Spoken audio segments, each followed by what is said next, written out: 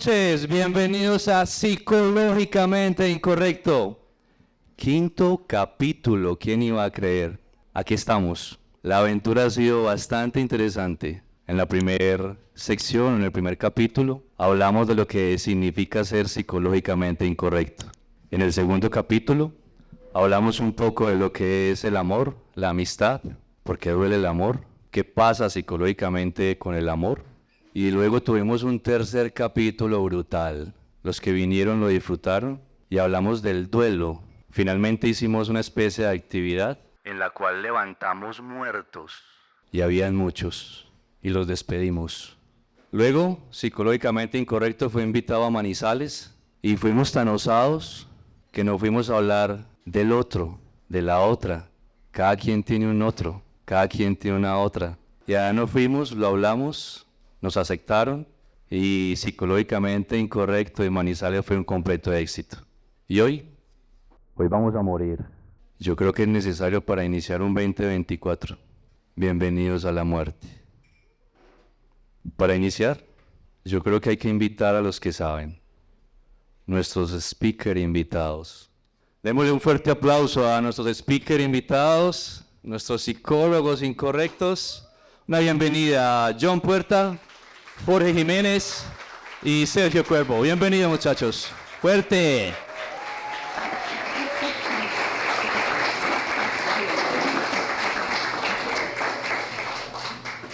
Es importante que sepan que todo lo que vamos a hablar a continuación, pues simplemente hace parte de nuestras historias de vida, nuestra experiencia académica, nuestra experiencia como profesionales. Pueden tranquilamente mirar otros referentes y lo que vamos a decir no es certeza, es simplemente nuestras experiencias de vida. Yo creo que hay que hacer un agradecimiento bien especial. El primer agradecimiento es a toda la gente de Silma Fields, a nuestro amigo Fimón, todo el tema de producción con él, a nuestros amigos de sonido y obviamente a nuestros grandes amigos que nos abrieron la puerta la noche de hoy. A toda la gente de Barrio Sur Café Bar. Un aplauso, por favor.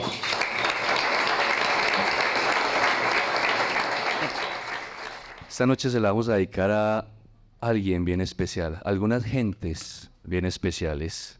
Vamos a dedicar esta noche, este quinto capítulo de Psicológicamente Incorrecto, a aquellos que siguen aferrados a lo que ya no son. Aquellos que ya no son. Vamos a dedicar esta noche a ellos. Abrimos nuestra primera sección de Psicológicamente Incorrecto con nuestro tema llamado Síntoma de la noche, recuerda morir. Y bueno, vamos a desnudarnos un poquito, muchachos. ¿Qué les parece si contamos la experiencia personal de cuándo, cómo nos ha tocado morir? Y si quieren contar cómo nos levantamos, bien. Y si no, no hay lío. El que quiera, muchachos. Hablar de la muerte desde lo simbólico tiene muchas connotaciones, ¿cierto? Pero quizás la más bonita es renunciar a aquello que venimos siendo, que hemos sido y que ya no queremos ser más. Desde lo personal, creo que a lo largo de mi vida he vivido varias muertes o me he permitido morir en varias ocasiones. Creo que la más trascendental de todas la estoy viviendo en este momento. Y es cuando me permito morir a aquello que fui profesionalmente durante muchos años de mi vida y de donde me permito renacer a lo que realmente quiero ser, a lo que realmente quiero construir a partir de la experiencia. Digamos que como clínico llevo algunos años de experiencia, pero realmente llevo un año dándole fuertemente a la clínica y dedicado 100% a esto que como psicólogo quiero ser. Esa es la muerte más significativa para mí. Vos decías algo así que ¿cómo nos levantamos? Yo creo que no terminamos por levantarnos. Finalmente, cuando tomamos una decisión de estas, pues vivimos muriendo constantemente después de una decisión que se toma conciencia. Y esa es la decisión que yo he tomado. Entonces todos los días me permito morir para renacer con un clínico distinto al que fui el día anterior. Y esa es la muerte más representativa que he podido experimentar y que estoy experimentando en este momento. Gracias, John. Sergio. O sea, a los 8 años me hice una pregunta si la vida se podía modificar, obviamente porque en ese momento habían dificultades en mi casa y no estaba viviendo posiblemente la vida que yo veía que mis compañeritos y mis amigos vivían. Me voy a referir a alguien, y es Fernando Pessoa. Cuando descubro a Pessoa hace algunos años, me causa curiosidad que este man tiene, como en ese momento creía que eran 28 nombres que se había creado, pero luego me doy cuenta que este man tiene 130 nombres o maneras de llamarse, se llama heterónimos. Y Pessoa dice algo así que dice, llega un momento en que es necesario abandonar las ropas usadas, que ya tienen la forma de nuestro cuerpo y olvidar los caminos que nos llevan siempre a los mismos lugares. Es el momento de la travesía, y si no osamos emprenderla, nos habremos quedado atrás para siempre y al margen de nosotros mismos. Vuelvo a los personajes que él había creado. Se dice que si cambias de nombre, cambias de destino. Entonces imagínense que este man era tan obsesionado con crear otras maneras de vivir, que aparte que creaba cada personaje, ¿a quién le gusta la carta astral? Levánteme la mano. Sin miedo, a ver, ¿quién se ha hecho la carta astral? No, bueno, ¿a quién le gusta la carta astral? Este man a cada personaje le tenía la carta astral. Entonces es muy teso porque cuando trabajamos transformación, al final se le pregunta a la persona en quién te quieres convertir. Y termino con una frase que me parece muy tesa y es que se sufre, pero si nos permitimos reinventarnos y cambiar y crear otros personajes desde nuestra existencia, creo que esas pequeñas muertes es lo que le dice a uno que la vida no es tan trascendental y que podemos comenzar a jugar a eso y reinventarnos. Salvo los seres humanos, todas las criaturas son inmortales porque ignoran la muerte. Salvo el hombre o salvo los seres humanos, todas las otras criaturas vivas son inmortales porque ignoran la muerte. Quiero que tengamos eso ahí porque ahorita al final lo vamos a retomar. Listo. Ahora voy a contar mi experiencia, que me parece significativa y me parece que se acomoda directamente a lo que estamos trabajando hoy. En psicoanálisis, no lo voy a desarrollar acá para no aburrirlos, pero hay un concepto que se llama objeto perdido. Y es un concepto muy interesante para entender un montón de cosas con relación a la falta o la ausencia. El caso que les voy a contar que tiene que ver conmigo se llama la voz. Resulta que en mi adolescencia yo tenía grandes dificultades para hablar en público. Todas las dificultades, todavía tengo, pero ya he mejorado mucho. Tenía grandes dificultades para hablar en público. E incluso se dice que en la infancia yo no hablaba, dicen algunos. Yo no recuerdo eso, pero no hablaba. Y llegué a hablar hasta, digamos, ya un nivel muy avanzado de edad. Con el tiempo, y lo pueden ver y cerciorarse hoy, o sea, hice de la voz una fuente de vida. Yo soy psicólogo clínico, damos conferencias, estamos haciendo esto acá. Es decir, la voz, la palabra es una fuente de vida para mí. Y a mí me parece que eso tiene que ver con la muerte y con nacer. En la infancia y tal vez en la adolescencia perdí algo de mi subjetividad, que era la voz, o por lo menos la capacidad de expresar. Ahora en la adultez, luego de procesos académicos, vivenciales, espirituales, pero sobre todo la psicología, pero la psicología entendida más allá del campo como disciplina aplicada, o como campo epistemológico, sino la psicología que le permite a uno abrirse hacia otros horizontes y entender muchas cosas, me devolvió la voz a través del deseo. Y ahora, desde la voz, puedo ser y hacer. Para mí esa es una forma de nacer. Vos decís que el que persigue sus sueños no sufre. Esa es la mejor forma de ir muriendo y de ir renaciendo constantemente, perseguir el sueño. Lo que pasa es que cuando detrás del sueño no hay una meta, sino que hay un proceso o hay un sistema, y es la forma de vivir el sueño, eso nos permite ir muriendo constantemente y eso nos permite ir encontrándole un sentido a la vida. Porque cuando ya alcanzamos las metas y la meta es el fin, el sentido llega hasta ahí y hay que construir a partir de ahí uno nuevo. O con lo que va a decir porque nos alargamos. Es que parecía que era preconora la carnada, pero me va a volver, es más sutil. Yo pienso que hay unas diferencias estéticas y elementos y tiene que ver entre el hombre y la mujer. La mujer se permite morir a cada día. Cuando la mujer cambia de color de cabello es un asunto. La mujer siempre tiene signos y símbolos que van diciendo cómo morir, porque para ella es natural morir. Mientras que los hombres no morimos tan fácil. Nosotros nos anquilosamos más para no morir, mientras que para ustedes es natural ese morir. Por eso ustedes se saben ir y nosotros decimos cómo se fue y no me di cuenta. Ahorita voy a debatir eso, pero no ya. Para que continuemos con él. Pero vení, contanos. Sí, contanos tu experiencia. Antes de contar la experiencia, recuerden que hay 2 combos, pueden pedirlos. Y no estoy huyendo de la pregunta. Fue hace poco, y tenés toda la razón, entre los 35 en adelante hay que comenzar a matar lo que sea. Yo no respondí a la pregunta. ¿Saben qué mata uno? O al menos pues, ¿qué ha tocado matar? Se las conté hace poco. Estaba en uno de mis viajes, pues no viaje de bus, ni de vuelo, ni de paisajes lindos, sino en esos viajes interiores. Matar El Salvador es muy hueputa de teso.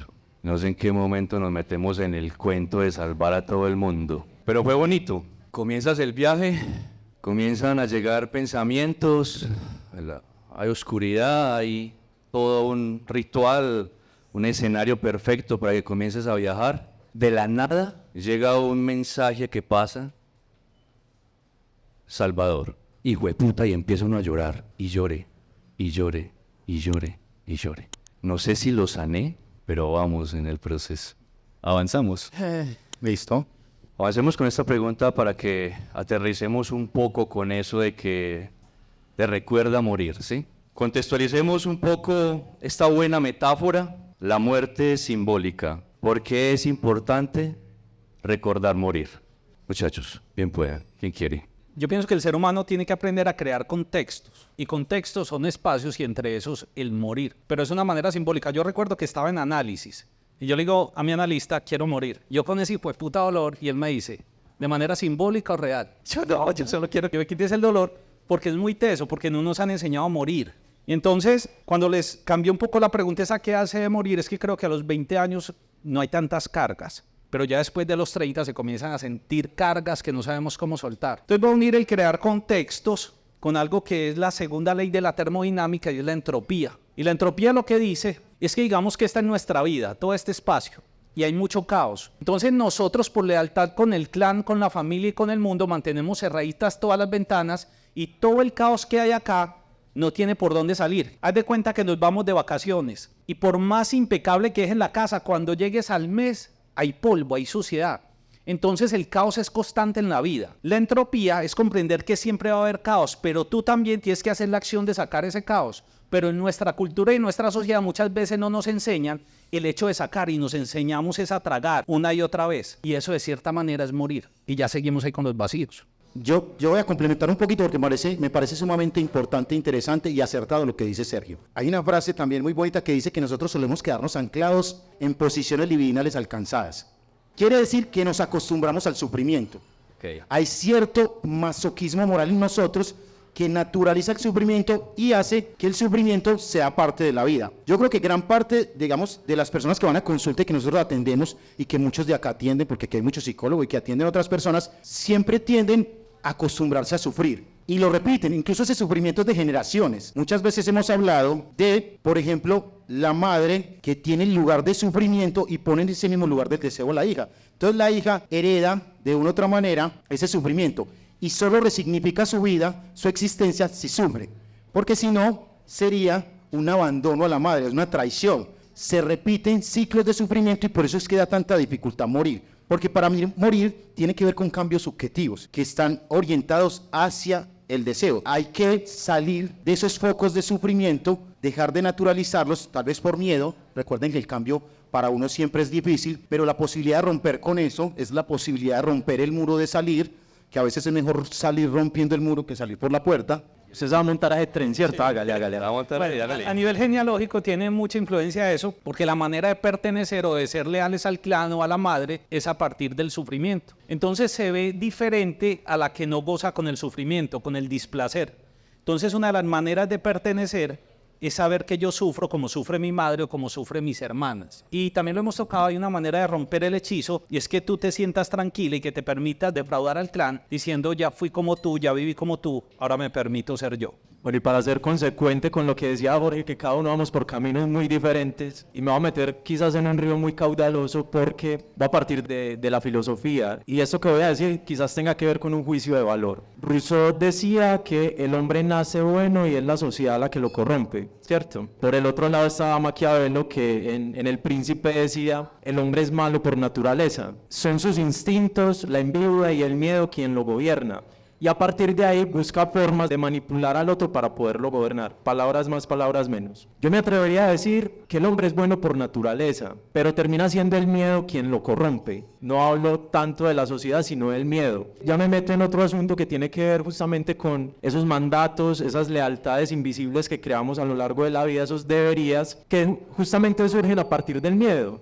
Porque entonces empieza a institucionarse el miedo en esa consecución o en esa conformación de lo que es el sujeto, y a partir del miedo empiezan a aparecer los personajes que le permite a ese sujeto actuar. Aquí doy el salto a lo que conversábamos ahorita del ego, y quiero plantear algo desde el yo del ser versus el ego. Si hablamos desde donde lo planteo que el hombre es bueno por naturaleza, pero es el miedo quien lo corrompe, aparece entonces el yo como algo constitucional, el ser, y aparece el ego como ese otro actor o el antagonista de la historia, ¿cierto? ¿Qué pasa? Que el ego tiene la facultad de manipular tanto la situación y de manipular tanto al otro, que le crea escenarios para que esos personajes que esta persona crea puedan salir a actuar en el momento en el que el escenario queda montado para él. Entonces se convierte la vida en un teatro donde vamos montando constantemente diferentes personajes y vamos viviendo como cada uno de esos personajes nos permite ser funcionales en esa historia, ¿cierto? Entonces, claro, aparece el Salvador, y el Salvador que permite ser aceptado, ser reconocido, ser valorado. Aparece la víctima, y con la víctima aparece el victimario, y se empiezan a generar una serie de juegos de roles con los cuales nos vamos enganchando para poder vivir en ese escenario y poder actuar en esa obra de teatro que la vida nos va montando a partir de identificarnos con el ego. ¿Sí? Cuando la persona, que estamos contextualizando lo que es el morir, cuando la persona reconoce que esos personajes que ha creado en su vida ya no le sirven pa' puta mierda, entonces decide morir. Y el decidir morir es renunciar a todo eso que a lo largo de la vida ha sido, para crear un personaje que surge a partir del yo esencial. Por eso yo decía al principio, el hombre es bueno por naturaleza. Su naturaleza yoica es buena, es positiva, y por eso decía, me meto en un río muy caudaloso porque es hacer un juicio de valor. Pero desde ese juicio de valor, cuando surge ese yo y cuando le abrimos el camino a ese yo, empiezan a construirse nuevas historias, empieza a construirse una nueva vida, una vida diferente que realmente hace parte de la elección que esta persona toma con su vida, más no de ese escenario que el ego le permite para actuar dentro de esa obra de teatro. Regalamos un aplauso por Mike. Brutal. Pero entonces uno ¿cuántos personajes va matando? Es más, pregunta que no estaba en el guión, uno mata personajes buenos. Y mata personajes que no mueren, o sea, que son casi inmortales. Uno mata personajes que resucitan y que resucitan muchas veces y que resucitan en diferentes momentos, sobre todo en crisis. O sea, uno puede matar un personaje, creer que está muerto y volver con el tiempo a resucitar. Sí, es que hay personajes que te han servido durante un tiempo de la vida y lo calificas con un 10 y te ha servido, es funcional, te permite avanzar, pero es el que también es bueno, hay que darle de baja. Mira, Arley, la muerte simbólica no siempre es algo bueno. O sea, no siempre uno nace en algo mejor. O sea, no siempre uno muere para transformar cosas que están mejor. A veces uno incluso muere para estar peor. Ellos lo plantean, Arley lo planteaba, creo que eso ahorita lo vamos a tratar en una forma de agonizar todo el tiempo, pero también son muertes en las que uno, de una u otra manera, nace para volver a morir. Tiene que ver mucho con una cosa que yo llamo la muerte hedonista. La muerte hedonista es la muerte solo por el placer. Nos apegamos a cosas que causan demasiado placer, que son hedonistas, que satisfacen algún goce particular, pero eso nos va llevando a afectarnos. Yo creo que a lo que me dedico es facilitar un cuchillo para matar estos personajes. Esa es mi real labor, porque eso es lo que hace que la persona evolucione. La pregunta que hacías ahora, ¿qué hacer para que estos personajes mueran? Es muy claro. Cuando yo trabajo con alguien en procesos de transformación de vidas, la manera de deshacernos de esos personajes, la palabra siempre tiene que ir acompañada por acción. Entonces el personaje lo tiene claro, lo aclaramos, cómo es, cómo actúa, cuál es el modus operandi. Cuando ya lo tiene definido, ahora vamos a contarle a la esposa cómo actúa el personaje. Pues puta, eso da mucho susto. Entonces cuando él logra develar el personaje y entrega el goce del oculto, el personaje puede que se camufle, pero es un gran inicio para comenzar a matar esos personajes. Cuando yo me permito sacarlo del oculto y llevarlo a la luz. Incluso, Sergio, el personaje puede pasar a un segundo plano. Puede seguir existiendo, pero en la oscuridad. Sí. Mira, desarrollé un módulo para identificar esos personajes. Hay ciertas personas, les voy a contar de qué se tratan para que se den cuenta de lo que decía Jorge, cómo se camufla el compañero. Hay un tipo de personas que le tienen por lo general temor a las serpientes. Desarrollé unos espacios terapéuticos en que yo le digo a la persona, imagina una casa, y es la casa de la sexualidad. ¿Cómo imaginas esa casa de la sexualidad? Y me dices, wow, es maravillosa, es de colores. Y yo le digo, entra, y dentro de esa casa hay un animal que te identifica. Ese animal representa tu sexualidad. Y ahí vienen por lo general los que le temen a la serpiente. ¿Qué animal ven? Una boa gigante. Y ahí vienen qué hacen con la boa. de inmediato gozan envolviéndola en el cuerpo el que le tiene temor a la serpiente. Y adivine qué hace la boa, de qué se alimenta, de pequeños roedores. Pero cuando trabajo con otro tipo de consultante que persigue a este tipo de hombre o mujer, cuando le digo ve a la casa de la sexualidad, adivine qué animal son ellos, conejos, gatos, y adivine de qué se alimenta la boa. Entonces el trabajo es no alimentar la boa porque esos personajes son expertos en la noche y en lo oculto, chatear, hablar con otro, tener encuentros sexuales ocultos, esa es la manera de alimentar la boa. Pero la boa vive en ¿qué? En una eterna soledad. Su trabajo es dejar de alimentar la boa, pero las serpientes son expertas en engullir personas y quedarse sin alimento mucho tiempo, hasta años. El trabajo es matar la boa o quítale la piel para que te permitas evolucionar de arquetipo y saber quién hay debajo de la boa. John, ¿algo? Lo que pasa es que, a ver, yo los escucho y vuelvo a relacionar el discurso con el tema del miedo, ¿cierto? Y justamente morir es trascender esa cortina de humo, ese umbral que tiene que ver con el miedo. Entonces, al trascenderlo, encontramos una historia totalmente diferente y un personaje totalmente distinto. Lo que decía Jorge, de cierta forma, es que no todos los personajes son malos. O así el personaje parezca ser malo, pues es un personaje que puede ser funcional en determinadas situaciones, ¿cierto? Entonces, trascender el miedo justamente tiene que ver con esa contextualización de permitirse morir. Y permitirse morir es justamente ir al fondo y mirar qué es lo que hay realmente, cuál es ese personaje oculto y ese personaje oculto qué es lo que me está permitiendo. Los escucho y voy como a ese escenario, a ese panorama y tiene que ver con eso, con trascender y cruzar ese umbral, esa cortina de humo que no nos permite ver más allá de lo que realmente hay. Si me permiten, puedo cerrar ahí con algo, y es que el goce del animal o el goce del personaje que creas es por lo general el síntoma por lo que vas a terapia, por tu soledad, porque no me llega la persona que es, porque se me repiten ciclos en la vida, pero no sabes que a la vez es porque estás alimentando a ese personaje. Muy bien, avancemos. Hay otro tema que de pronto es pertinente en el momento. Y si hablamos de recuerda morir, entonces, ¿cuándo es necesario morir? ¿En qué momento se mata a ese personaje? Así sea protagonista de turno. ¿Cuál es el momento exacto? ¿Quién habla? ¿Quién dice? ¿Qué se ve? ¿Qué expresión hay para uno saber este personaje ya hay que darle de baja? Yo no sé, pero voy a contestar. Hay un cuento de Jorge Luis Borges que se llama El Inmortal. Ese cuento me parece muy interesante y muy pertinente para el día de hoy. Imagínese que es un guerrero que está buscando un río que le da la inmortalidad. Entonces sale de una travesía impresionante y llega al río y toma del agua de ese río y se vuelve inmortal. Y empieza a habitar con inmortales. Y se da cuenta que ser inmortal es la cosa más horrorosa que haya podido desear. Empieza a ver que todos los inmortales son casi seres primarios, ¿cómo se le denomina? Arcaicos, que viven en un mundo que es complejísimo y pasa, por ejemplo, cosas tan simples como hay inmortales en el mundo donde él está habitando que se caen a un hueco y quedan 5 años ahí, nadie les ayuda. 5 años en cuestión de tiempo para la mortalidad o la inmortalidad es un segundo.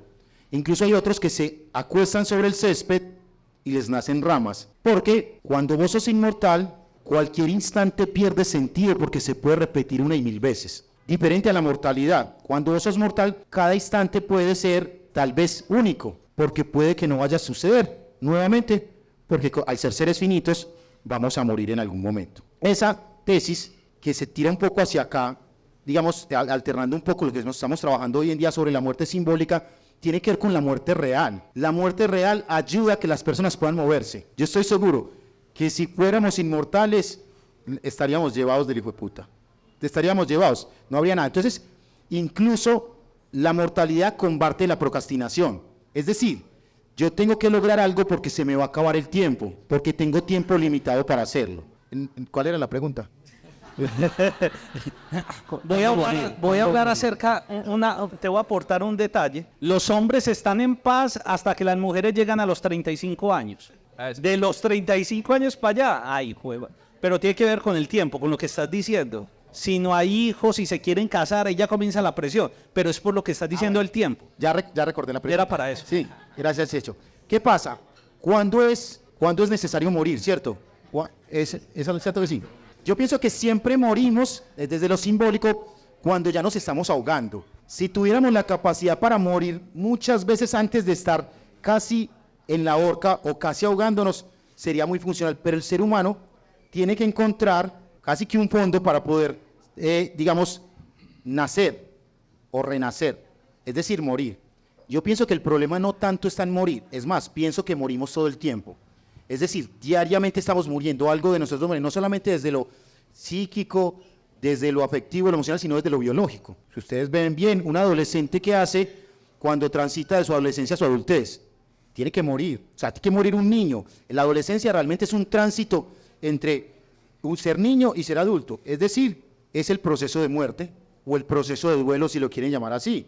¿Qué es lo que está pasando con un adolescente? Le está cambiando la voz, incluso no se ubica muy bien, tiene comportamientos de niño y a la vez comportamientos de adulto. Entonces yo pienso que el problema no sería tanto, no es tanto en el morir, eso yo creo que se da de forma autónoma, sino cómo nacemos. Yo diría que digamos el enfoque, el análisis, la crítica, el cuestionamiento debe ser en de qué forma nacemos, que es bueno que respondamos a esa pregunta.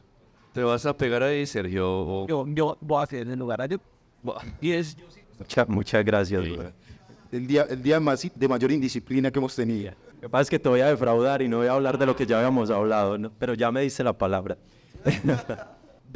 Vos hablabas de que todos los días estamos muriendo, ¿cierto? Cuando hablamos aquí del duelo, pues decíamos, estamos en constante duelo y tiene que ver con eso que estás comentando. Hay una frase, cuando llega el viernes y la gente quiere salir a rumbear, entonces dice, es viernes y el cuerpo lo sabe, ¿cierto? Llegó la hora de morir y el cuerpo lo sabe. El cuerpo es justamente el indicador más claro para saber, pues puta, a esto hay que morir, ¿sí?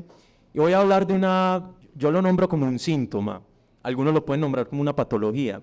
Voy a hablar de la ansiedad. Si yo hago aquí una breve encuesta, ¿cuántos hemos tenido en los últimos meses, 6 meses, una crisis de ansiedad? Yo creo que más del 50% hemos pasado por ahí, ¿cierto? La ansiedad tiene una particularidad y es que cuando la persona experimenta la crisis, normalmente hay pánico de por medio, ¿cierto? Entonces ahí es donde tiende a patologizarse la experiencia con la ansiedad. Cuando yo atiendo en consulta justamente este tipo de problemática o de asunto, invito al consultante a que mire la ansiedad no como una enemiga, sino como una amiga. Entonces, o como un amigo, dependiendo del género que le quiera poner. Siente la ansiedad al lado y pregúntenle qué es lo que le está queriendo mostrar. ¿Qué es lo que está pasando en ese momento en su vida que lo tiene tan incómodo? ¿Qué es lo que está pasando en ese momento en su vida que lo tiene más pensando en el futuro que disfrutando del presente? Y cuando las personas logran hacer ese cambio de paradigma, de no ver la ansiedad como un enemigo, sino como una amiga, entienden que es que en mi vida no está funcionando esta situación laboral, o no está funcionando, por ejemplo, esta situación con mi pareja. Entonces, a partir de ahí, empiezan a tomar decisiones, y resulta que ya empiezan a ver la ansiedad de una forma más amable, más tranquila, incluso más amorosa, y surge toda una transformación de la manera en la cual se enfrenta justamente a la incertidumbre, a la angustia y al miedo que causa la ansiedad. Por eso yo decía, es hora de morir y el cuerpo lo sabe. ¿Qué pasa con la ansiedad? Nos da dificultad para respirar, aparece la tensión, la presión en el pecho, el malestar en la espalda, la tensión en las piernas, la sudoración en las manos, el temblor. O sea, una serie de síntomas que te están diciendo, hey, pilas, que aquí hay algo que no está funcionando bien, hacete cargo de eso. Y estoy solamente hablando de la ansiedad, pero si miramos cualquier otro tipo de experiencia que se atraviese por el cuerpo o que nos permitamos que el cuerpo la atraviese o la sienta, nos vamos a dar cuenta que es que el cuerpo siempre es el mejor indicador. Es como el testigo en el carro que dice está recalentado, se le prendió el foquito rojo. Es lo mismo que pasa con el cuerpo. Hay algo que no está funcionando. Marica, vaya y evalúe, analice qué es lo que está pasando en su vida y dése la oportunidad de mirarlo de una forma más amable porque su cuerpo le está diciendo, hey, un pare y haga un cambio en esta experiencia que no está funcionando definitivamente. Gracias. ¿Te vas a pegar ahí? Dale. Sí. Gracias, John. Para mí esto es una búsqueda profunda, esto es mi pasión. Y tuve mi primera crisis de ansiedad, tuve 2 en la vida, hace 18 años. Y fui feliz porque era el momento de comprobar algo y era que si me dio la crisis de ansiedad, no puedo llevar a otras personas a que salgan de esto si yo no lo enfrenté. Porque estoy convencido de eso, que el terapeuta tiene que atravesar esas situaciones. Pero entonces lo que dice la crisis de ansiedad es que ya llegaste al límite de lo conocido. Entonces, cuando me dio esa crisis de ansiedad, tomo un ejemplo, Alejandro Jodorowsky le teme a la oscuridad y la mamá lo pinta de negro para que sea parte de la oscuridad. Entonces yo miro la crisis de ansiedad y le digo, ya es el momento de morir, muero aquí, mátame. De inmediato se me quitó la ansiedad. Porque lo que te está diciendo eso es que la sombra se apoderó de ti. y ya lo he dicho en otros eventos, es que todos tenemos una sombra, y la sombra es realmente donde guardas y apelmazas todo lo que no quieres identificar o de lo que no quieres darte cuenta de ti. Si guardas demasiado en ese cuarto útil, llega un momento en que la sombra te invade y se apodera a ti, literalmente te puede llevar a la muerte física. Entonces, el síntoma que aparece a nivel físico es la crisis de pánico, pero es el exceso de sombra cargado de todo eso que no lograste enfrentar. Y lo que te está diciendo la vida de una manera hermosa es, te mando esto para que te des cuenta. Entonces, cuando llegan con la crisis de ansiedad, es que me tocó pedir permiso del trabajo porque me está dando esto, yo lo miro con alegría y le digo, "Jue puta, no sabes el camino que se te acaba de abrir". Yo me quiero imaginar cuál era el síntoma de la mamá de Jodorowsky al pintarlo de negro. Ahora lo está ella hablando. Quería estar con... ¿Cómo ejemplifica ella la falta también? O sea, también anular al hijo, pintarlo de negro también es la forma de crear la falta en ella. Pero bueno, no vamos a hablar de la mamá de ese señor. Entonces, no vamos a hablar de la mamá de ese señor. Entonces, ¿Hace cuánto murió el niño? ¿Qué quería con el hijo? el problema es ese. Miren, Darle.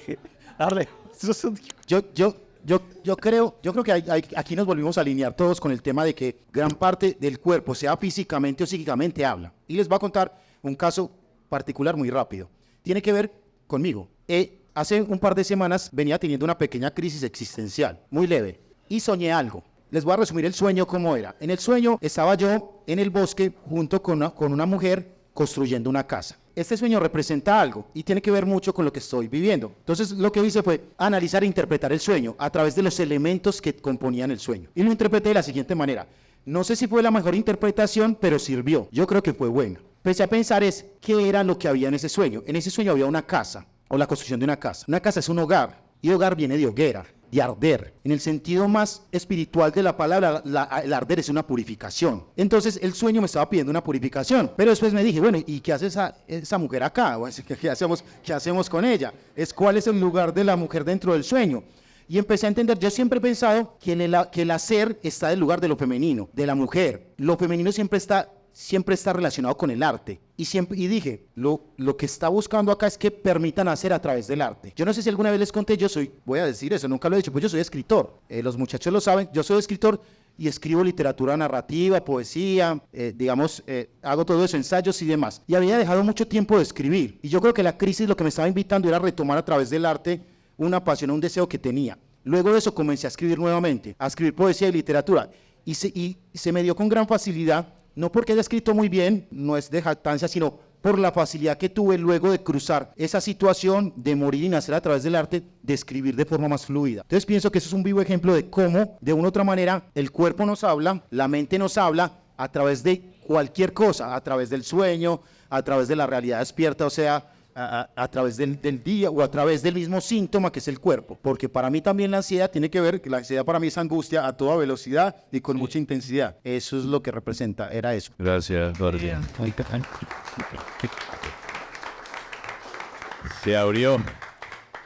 Dale. Voy a retomar lo simbólico, que es muy bello. El trabajo que he hecho sobre la casa ha indagado profundamente esa parte simbólica, y es que en el saber cotidiano hay mucha sabiduría. La casa, el techo de la casa, que es a dos aguas, siempre lo veo como el libro, pero a la vez el techo es la mujer. Cuando tú sueñas que el techo de tu casa se abre como hombre, es casi seguro que viene una separación. El techo es la mujer, tu hogar se viene abajo, por lo general. Pero es tu inconsciente, es el lenguaje del inconsciente. Y es muy bello eso que tu inconsciente te dice, porque se dice que a los 35 años, de los 35 años adelante, es donde el hombre incorpora el femenino para esa sensibilidad tan especial, es que por fin se vuelve en uno con el femenino. Entonces, un aplauso por el femenino de Jorge.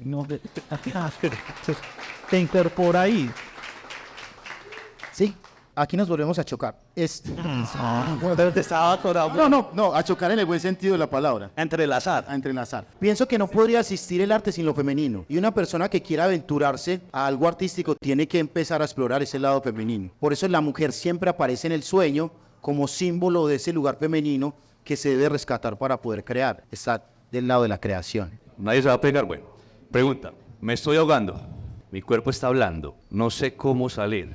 Pero casi siempre utilizo las mismas formas con las que he salido anteriormente. ¿Por qué utilizo las mismas? ¿Y qué pasa o qué falta para utilizar otras diferentes? Es muy de John. Y muy cognitivo también. Si hay psicólogos cognitivos, bien pueda. Lo que pasa es que con esta pregunta que haces, Comentario ahí. Pregunta no No, es. pues qué hijo de puta comentario. A ver, vos tocas un tema que tiene que ver con algo y es que se abre un vacío, ¿cierto? Se abre un vacío y cada quien tiene la libertad de elegir con qué llena ese vacío, ¿sí? Entonces aparece estoy ahogado y aparece el vacío. Necesitas saber con qué vas a llenar ese vacío y ese vacío te da dos posibilidades. O llenarlo con lo que ya has vivido, que es conocido, que fue funcional en algún momento y que te sirvió quizás por determinado tiempo, o permitirte vivir la angustia, la incertidumbre, el miedo que causa justamente no saber qué es lo que está pasando ahí y permitirte crear algo diferente a partir de esa experiencia de vacío que estás viviendo. ¿Sí? ¿Con qué lo llena? Es una experiencia muy individual y cada quien desde sus recursos y desde sus posibilidades puede encontrar la manera de construir algo distinto dentro de ese vacío. Ahora, si recurrimos a lo conocido, a lo que ya hemos vivido, a lo que ya hemos experimentado, pues la experiencia va a ser repetitiva y va a llegar un momento donde otra vez vas a entrar en ese mismo vacío.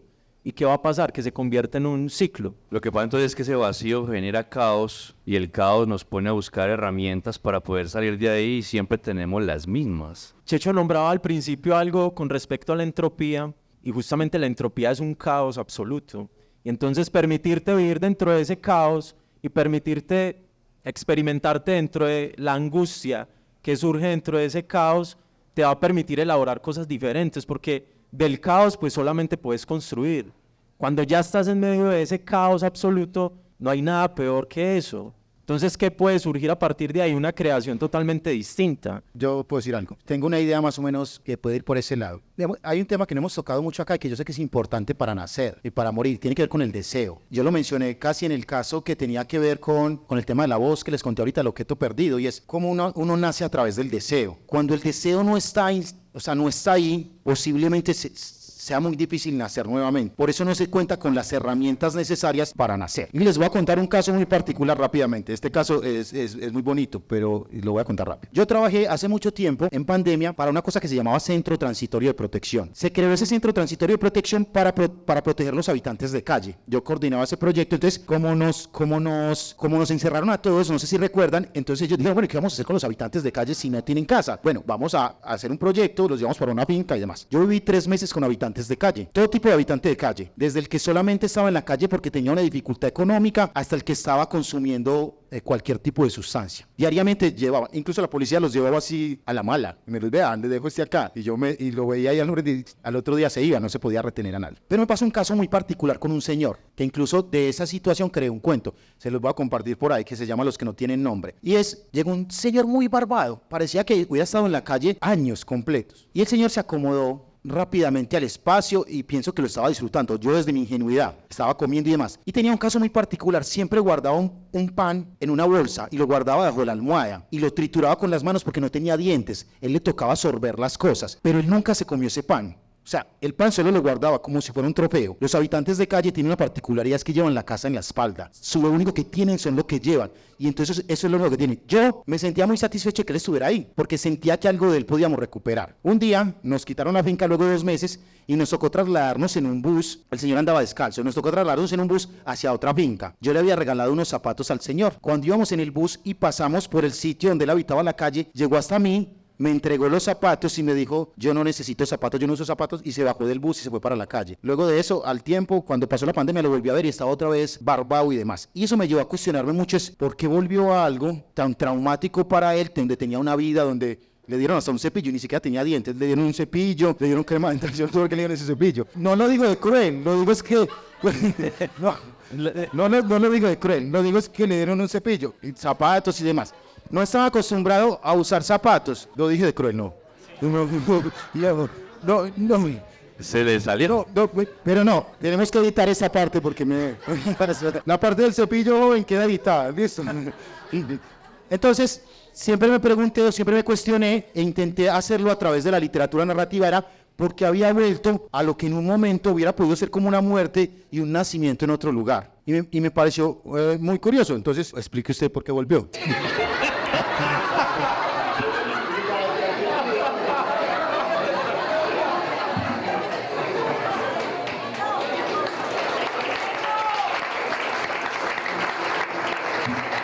Psicológicamente incorrecto.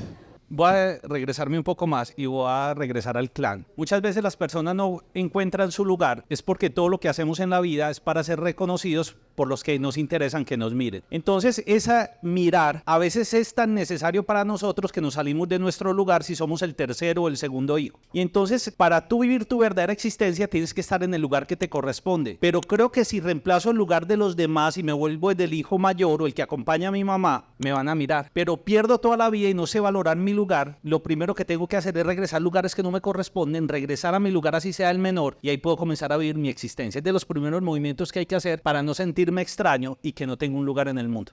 Una cosita pequeñita, incluso lo que dice Checho es muy importante. Miren, hay un escritor, se llama Chulhan, habla de el hombre que salta. Y él dice que hemos cambiado mucho la forma en que nos tomamos fotos. Si ustedes ven, hoy en día nosotros nos tomamos fotos saltando. Bueno, yo no, pero la gente se toma fotos saltando. Ustedes no han visto. La gente salta y le toman una foto en el aire. Entonces la gente se está tomando fotos. Y entonces antes la fotografía era para recordar algo. Entonces se tomaba, incluso se pintaba mucho la imagen, era un cuadro y ahí se recordaba la historia de esa persona. O sea, era una posición quieta donde se fuera a recordar algo. Nos tomamos fotos más para ser admirados. Entonces ocupamos un lugar no del recuerdo, sino de la admiración, que tiene que ver con eso. Entonces él dice, hace una crítica a saltar en las... No vayan a dejar de saltar, pues también es eso. Pero las fotos que se tomaban antes estaban directamente relacionadas con el recuerdo. Se fotografiaba para recordar. Ahora, como somos, esto es muy sociológico, como somos sujetos producto, o sea, estamos vendiendo algo, somos un sujeto que se vende, pues saltar, y entre más alto salte y abra las piernas más alto, pues mucho mejor. Lo complemento con lo que tocaste ahora, y es que ese es el objeto perdido, y el objeto perdido es escópico. O sea, necesito ser visto. Avancemos. Ustedes los ven así desesperados porque hagamos el break, es que tienen hambre. Pero hay que cerrar la primera sección con la última pregunta. ¿Qué nos impide morir? Y aparte de qué nos impide morir, ¿por qué preferimos agonizar? Porque la agonía en cierto sentido es rica. O sea, satisface algo pulsional, satisface algo de lo pulsional de nosotros, satisface la pulsión de muerte. Y en la pulsión de muerte también hay algo que se disfruta. Cuando yo he atendido muchos casos donde hay personas que sufren todo el tiempo y no quieren salir de ese sufrimiento. Al contrario, quieren es justificar cómo vivir mejor dentro de ese sufrimiento. Hay una historia que yo le conté a Rey alguna vez, a los que les gusta leer, que llama, de Edgar Allan Poe, que se llama El extraño caso del señor Valdemar. Y me parece muy acorde con ese. Es un señor que está muriendo. Entonces conoce un médico que es de una medicina no tan tradicional y que sabe hipnotizar y demás, y lo llama y le dice, vea, usted quiere hacer un experimento conmigo, yo me voy a morir ya rápido, venga rápido y haga el experimento conmigo. Y el señor va y mientras él se está muriendo lo hipnotiza, y él queda hipnotizado así justo en el momento en que se está muriendo, y pasan los meses y los años, y él está ahí acostado en una cama, y de un momento a otro llega el médico y lo deshipnotiza, no sé si se dice así, pero lo deshipnotiza, y el señor se pudre en un líquido. A mí me parece que está directamente relacionado el agonizar con eso. La agonía es quedarse fijado a unas formas de sufrimiento que lo contamos ahorita que no permiten que uno trascienda hacia otro lugar, pero hay algo de disfrute ahí, Arley. Es que hay algo de disfrute. Hasta que no entendamos que hay algo de disfrute, algo que satisface eso, no podemos salir de ese lugar. Al contrario, vamos a justificar todo el tiempo el poder quedarnos anclados. O sea, ¿cómo mejorar estar ahí en esas formas de sufrimiento? Pasó con el señor de los zapatos, el habitante de calle. Voy a hablar de dos elementos. Voy a hablar de la víctima. No hay nada que le haga más daño a un sistema familiar que una víctima. Entonces, el que es víctima en el sistema familiar es lo más peligroso que puede hacer. Es realmente un atentado contra un sistema familiar. Pero quiero hablar de lo siguiente también, y no es propiamente como lo enfoca, sino que tengo un consultante. Este hombre es un hombre que es conductor, pero tiene una pareja que su nivel de escolaridad es muy alto. Ella trabaja en una universidad en Estados Unidos y él se quedó acá en Colombia, y él es un hombre que es un conductor. Entonces ella hace gala de su academia, de su conocimiento, y cada vez que él habla le dice, eso no se dice así, eso no se dice así, hasta que le quitó la voz. Y este hombre incluso le comienza a dar su oración cada vez que tiene que referirse a ella, porque ella le quitó la manera natural del comunicarse. Entonces muchas veces vamos perdiendo la vida y nos vamos volviendo unos muertos, pero realmente nos vamos infantilizando cuando el otro no nos significa de la manera que es también. Total, Sergio.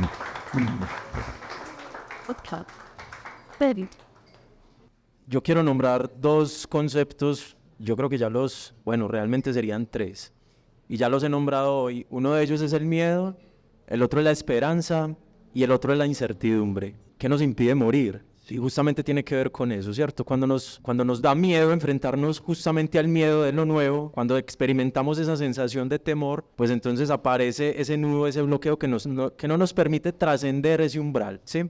eso ya lo había nombrado ahorita, pero aparece la esperanza también. ¿Cuál es la esperanza? Que haciendo esto que he hecho toda la vida, en algún momento va a funcionar. Y resulta que no funciona nunca, o puede funcionar en el momento, pero después cuando nos volvemos a enfrentar justamente al vacío que causa esa experiencia, nos damos cuenta que es lo mismo de lo que ya vivimos. Entonces la esperanza ahí, y lo hablábamos justamente, que pasa es que vamos, o yo por lo menos voy uniendo conceptos que hemos tratado en otros eventos y tiene que ver con la esperanza si es protagonista o antagonista. Aquí la esperanza termina siendo totalmente antagonista porque impide ese proceso de trascendencia. Y luego aparece la incertidumbre. ¿Qué hay más angustiante que la incertidumbre? Es una mierda no saber qué va a pasar y sobre todo en una sociedad controladora como en la que vivimos. Entonces necesitamos tener el control de todo lo que está pasando a nuestro alrededor. Cuando nos damos cuenta que realmente lo único que podemos controlar es lo que sentimos y lo que hacemos con eso que sentimos frente a lo que pasa a nuestro alrededor, aparece una frustración muy grande y la incertidumbre entonces termina por decirte, marica, aférrate a lo que ya conoces, que finalmente ahí termina siendo funcional, así sea por un momento nomás, y aparece el sufrimiento también como esa forma de ser reconocidos y de ser atendidos, que yo creo que eso es otro de los nudos justamente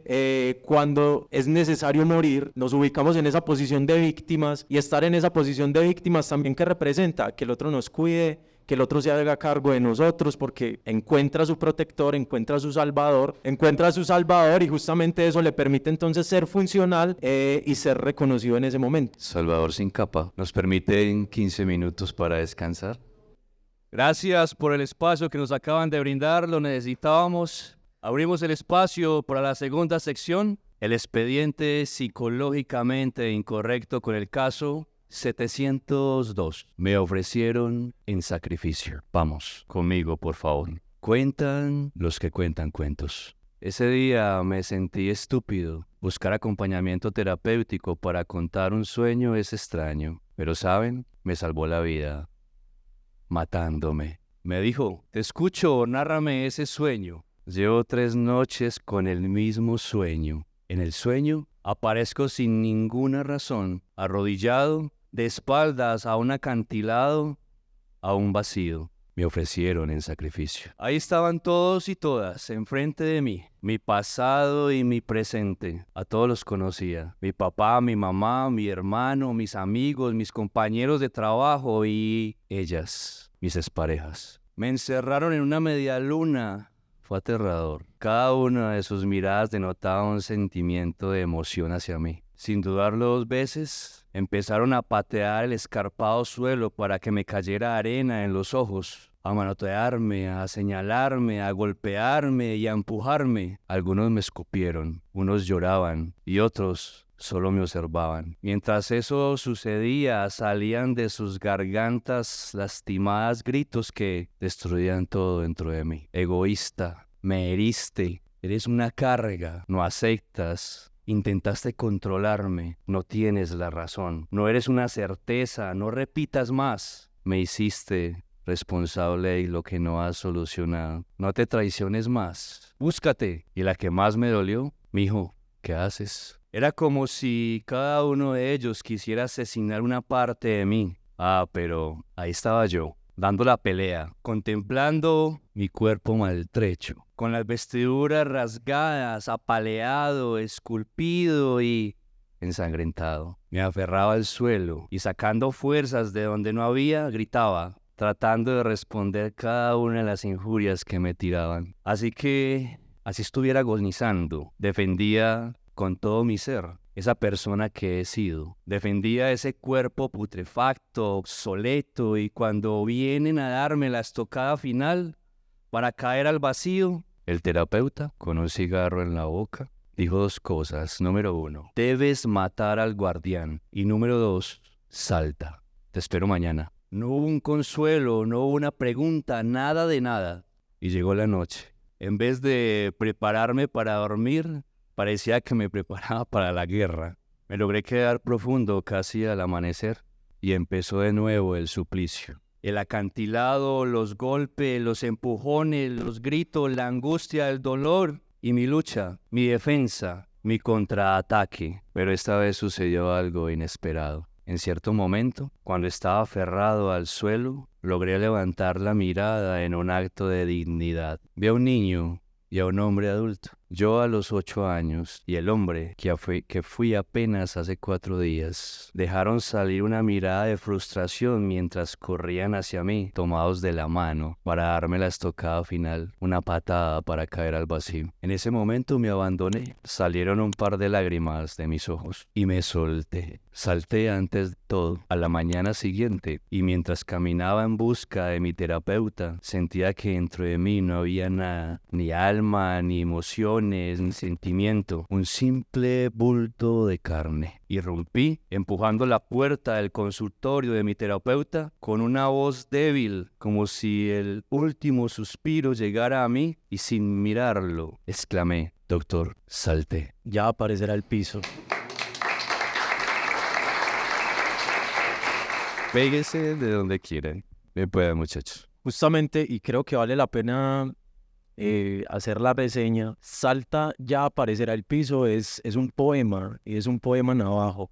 Es un poema de una sola frase. Y si lo miramos con detenimiento, tiene una profundidad realmente importante. Salta, ya aparecerá el piso. Y es justamente de lo que hemos hablado hoy toda la noche. Esa invitación a saltar y esa invitación a morir. Y la invitación aquí es hablar del relato pues que Arley nos acaba de ofrecer. Y justamente me parece importante nombrar aquí dos asuntos y tiene que ver con la Gestalt. Cuando hablo de la Gestalt es básicamente una forma de acompañar terapéuticamente. El primero es el vacío, saltaste, y en la historia aparece de una forma real dentro de un sueño. Y dentro de lo simbólico yo creo que ya lo hemos nombrado varias veces durante la noche y es justamente enfrentarnos al vacío. Hay otro concepto, o mejor dicho, el concepto es vacío fértil, vacío inerte.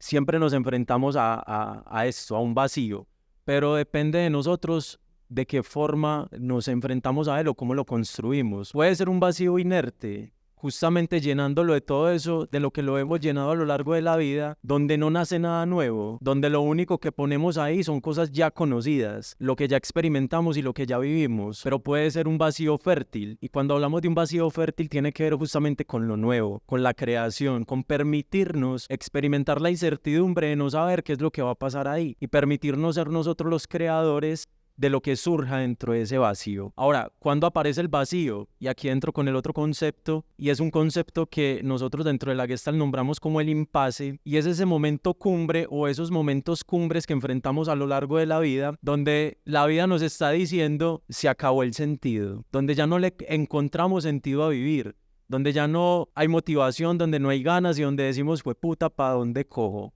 ¿Cierto? Y después de ese hijueputa ¿para dónde cojo? Aparece ese vacío. Entonces ahí es donde nosotros tenemos que decidir de qué forma vamos a experimentar ese vacío. Con lo viejo, con lo conocido o con lo nuevo. La invitación justamente de este encuentro es muérase. Y morirse representa vamos a lo nuevo. Deje de ser ese personaje que ha construido a lo largo de la vida. Deje de vivir con esas formas que ha habido a lo largo de la vida y permítase ser algo distinto. Permítase construirse o conjugarse de tal forma que usted se permita nombrarse, hoy estoy siendo esto, porque mañana podemos ser otra cosa distinta. Y eso es justamente llenar ese espacio vacío con algo nuevo. Me habían dicho que había preguntas. Ahí, espérate un segundo. Micro, porfa, ¿lo tienes ahí? Bueno, gracias. Agradecer este espacio tan chévere, tan bacano. Mi nombre es Andrés Felipe, psicólogo. Agradecerle a los colegas que están allá sentados a afrontar esta situación de morir. Creo que es un tema sentido para mí a nivel personal. Creo que esa muerte dura pero deliciosa, de la cual aprendemos. Y más que una pregunta en una corta intervención, ¿cómo logro tramitar toda esta situación para encontrar diferentes herramientas y medios para lograr empezar a reconstruirme? Porque es que morir es eso, morir es deconstruir, morir es arrasar con todo lo que soy, arrasar con las máscaras, con lo que mencionaba el compañero ahorita, el colega. Realmente vamos generando una serie de personajes necesarios y funcionales en su momento, que también podríamos decirles máscaras. Aquí cada uno está sentado y cada uno llevamos nuestra vida a partir de unas máscaras porque las necesitamos. Es que yo sin máscaras no soy ser humano. Yo sin máscaras no tengo cómo afrontarme a la sociedad, no tengo cómo afrontarme. Lo que pasa es que quiero dejar una pregunta también en el aire para los que somos psicólogos y que estamos en este espacio, y es ¿qué tanto nos hemos permitido nosotros morir al rol del psicólogo? Yo creo que esa es la pregunta que nos podemos hacer hoy y que nos podemos permitir con ella entonces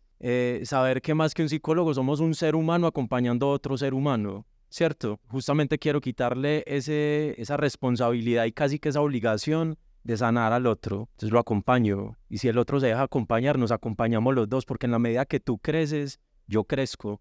En la medida en que yo me muero, vos también te puedes morir y los dos renacemos juntos. Ese es el proceso terapéutico, un renacimiento en conjunto. Yo no atiendo a todo el mundo. Y no atiendo a todo el mundo es porque no me interesa ser el psicólogo que se quede muchos años escuchando a alguien. Solamente atiendo a alguien normalmente 4 sesiones. Y es porque en la academia nos enseñaron a tratar a todo el mundo con cuidadito, con pañitos para que no se mueran. Y mierda. Pues puta, yo tenía Olena Clemenco, rusa. Me decía, ¿qué va a gonear? ¿Para qué va a ser psicólogo si el ser humano se cura a sí mismo? Y lo puedo comprobar. Les voy a hablar de lo que he comprobado en clínica y lo que sé. Haz de cuenta que tú tienes que encerrar a tu consultante en un círculo de fuego para que él salga, muere o sale. Para salir de ahí simplemente tiene que enfrentar a lo que le tiene miedo. Y eso implica morir, que le dará el ataque de pánico. Les quiero contar una historia. Tengo un consultante y llega a mí con una crisis. No, eso lo conté en la primera y lo voy a contar. Entonces llega a mí con una crisis porque este hombre, que hoy ya es un hombre adulto, eso fue hace años, él es experto en comida, estudia medicina, está en su último año y es experto en cocina, pero va a Carulla a comprar una carne deliciosa, una carne madura, la escoge media hora porque invita a su familia a cenar. Cuando prepara la cena, van a partir la carne y la carne está podrida. Este hombre entra en una crisis, se retira a la universidad, deja a la novia y entra y se encierra en su habitación una semana y no se cambia de ropa. Me llama a mí y lo primero que yo le tiro sobre la mesa es lobo estepario de Jesús. Y le digo, ¿en quién te vas a convertir? Entonces, es un hombre supremamente pulcro que ha escuchado a todo el mundo. Entonces, ¿qué lo detonó a él? La carne podrida. ¿Dónde tiene que ir? ¿Quién se la vendió? Carulla. Fue puta, vamos para Carulla. Llego a Carulla y le digo, venga, pues vamos a reclamar lo que es suyo. Le di un ataque de pánico y cayó ahí tirado al suelo. Y yo le dije, parece, venga, llamemos para adentro. Entonces yo le digo, toca las paredes de sensibilización sistemática para que no te me asusten mucho. Entramos a Carulla. Comenzamos a dar vueltas y lo llevo donde el administrador. Y yo le digo, hágale pues, reclame lo que es suyo. Señor administrador, que yo hace 3 semanas. Y yo, ¿cuál? Reclame lo que es suyo. Y explota. Es que yo compré una carne. Yo me asusto. Es que yo compré una carne y me siento estafado porque vengo a reclamar lo mío. Ese hombre se asusta, no estaba el que era, y va, creo que eso lo conté en otro episodio pasado, va y corriendo de ver a este hombre que por fin reclama lo que es suyo, le trae una tarjeta por el valor de la carne y le dice, perdóneme. Ahí ese hombre se cura. Nunca había tenido tanta fuerza en su vida. Dejó a su novia hace 3 semanas, sale corriendo de acá de Envigado a Laureles y le dice, perdóname por lo que hice. A partir de ahí se vuelve el mejor estudiante de medicina, está en Europa, hace todo un cambio en su vida porque simplemente enfrentó el miedo. No hay de otra, me dedico a esto por las personas y los colegas y los compañeros también. Entonces, esto es de una. No aplace, simplemente enfrente. Está en la capacidad de enfrentarlo o no, sino que ese 20 años más esperando para enfrentar. Es así de simple. Para cerrar un poquito, pues, esa intervención, yo creo, muchachos, que a veces, y les voy a contar por qué surge psicológicamente incorrecto. Yo creo que a veces la psicología también es una forma de agonizar. Es decir, ir a psicología también es una alternativa que tenemos para estar agonizando todo el tiempo y no superar muchas cosas. Nosotros creamos psicológicamente incorrecto por eso, porque en gran medida estábamos en una pelea directa con la psicología. Creo que todavía lo estamos. Ahorita les decía, yo muchas veces me peleo todo el tiempo con la psicología, pero me peleo con la psicología desde esos convencionalismos, desde los convencionalismos metodológicos que nos han implementado siempre. Eso ha tenido resultado, no sé. Si vamos a hacer una valoración general, a veces nos rajamos con eso. Pienso que a veces el pensarnos otras posibilidades, este es un espacio más que para resolver cosas, es para incitar al otro, para movilizar al otro, para sacudir al otro. Acá hablamos muchas cosas e incluso muchas veces me echamos chiste, pero digamos que más de uno se va cuestionado para la casa a replantearse cosas. Aquí no se resolverán, ni tenemos técnicas específicas. Y si ustedes pueden ver, claramente todos, por lo menos nosotros, tenemos postulados muy diferentes. Y habrá cosas en las que yo no estoy de acuerdo con Sergio o en las que no estoy de acuerdo con John. Tenemos como un colegaje y nos respetamos y llegamos a ciertas fronteras. Pero hay que pensarnos también que no porque algo esté institucionalizado y tenga un método que haya estado por años, sea realmente efectivo. Yo creo que este es el momento también de pensarnos cómo reinventamos muchos aspectos de la psicología. Y en ese caso, Sergio propone una cosa que me parece interesante y es ¿por qué la psicología tiene que ser un acto pasivo y no un acto activo? Nos han enseñado toda la vida que un psicoanálisis puede durar 10 años y la transformación de ese psicoanálisis puede verse o no verse. Lo importante es ir. Hace poco, para cerrar, escribí un artículo para una revista. Se llama La psicología o las nuevas formas de moda espiritual. La psicología se está convirtiendo en una moda espiritual. El solamente asistir es una legitimación de que estoy yendo al psicólogo, pero muchas veces no se resuelve nada. Pero como necesitamos, digamos, tener un estatus como que vamos al gimnasio, que saltamos en las fotos, que vamos a viajar, también la psicología se convierte en esa herramienta. También es la invitación a los psicólogos, a los que no son psicólogos, a repensarnos nuevas formas. La pregunta mía al iniciar fue, ¿realmente la psicología ayuda para que la gente viva mejor? Yo les dejo esa pregunta para que se la hagan realmente, sobre todo los que son psicólogos. ¿Realmente la psicología ayuda para que la gente viva mejor? Cuestionémonos eso. Gracias, Jorge. Yo quiero decir lo último, y es que, y esto es una palabra psicoanalítica, cuando hacía psicoanálisis, el psicoanalista me hablaba de la contra, y la contra es el veneno que tengo para poder que no muera. Y yo creo que eso es demasiado grande en los seres humanos y tenemos la capacidad. A mi consultorio llegan 3 tipos de personas. Uno que simplemente va a que le diga por dónde es el camino para salir, para solucionar el problema. El 80% son esos. Vea, usted tiene que hacer esto. Los psicólogos sí pueden recomendar que no, sí, usted le tiene que decir por dónde salir. Vea, ese es el camino. Hay otros que quieren indagar cómo encontrar el camino en el bosque, son más profundos. Pero hay un tercer tipo de personas que son escasos, y me les quito el sombrero. Son hombres o mujeres que no se guarecen de la tormenta y pueden vivir allí por años.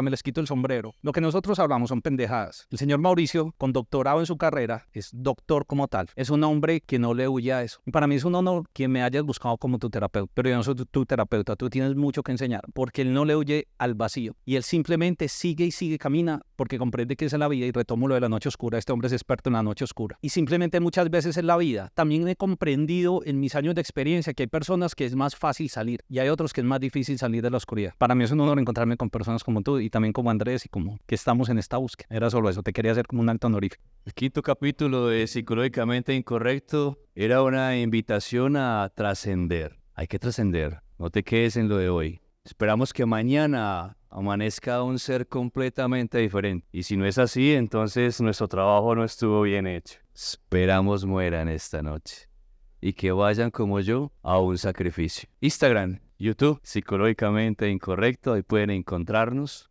Permítanos cerrar. Esperamos que sus dioses los acompañen hasta sus casas. Nosotros somos Psicológicamente Incorrecto. Muchas gracias por acompañarnos en el quinto capítulo.